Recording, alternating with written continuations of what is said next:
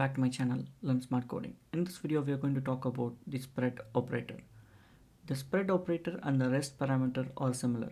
They are similar in one way because both uses ... So here in my code I'll explain you how the spread operator works.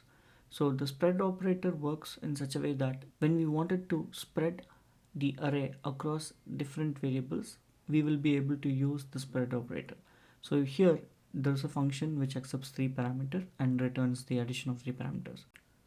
Let's say I have to invoke this addition method. So if I invoke this addition method by passing 3 different numbers, it's going to sum up the 3 numbers, right?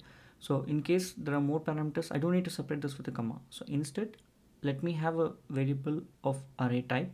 So I have a variable called sum and which is of type array. So I'm passing 1 to 3 in array. How do I pass such array here? So I just put ... sum, which means it's going to spread the items in the array across different parameters. So 1 to 3 will go and sit for x, y, z parameters, and it is going to sum up and display the value 9. Now there is another interesting thing that you can do with the spread operator. Let's say I have another variable of type array.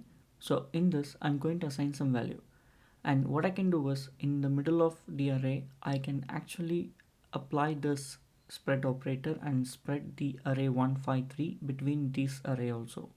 So this way, if I remove this and try to print the second variable, the second array type variable, you can see all the numbers nicely coming up.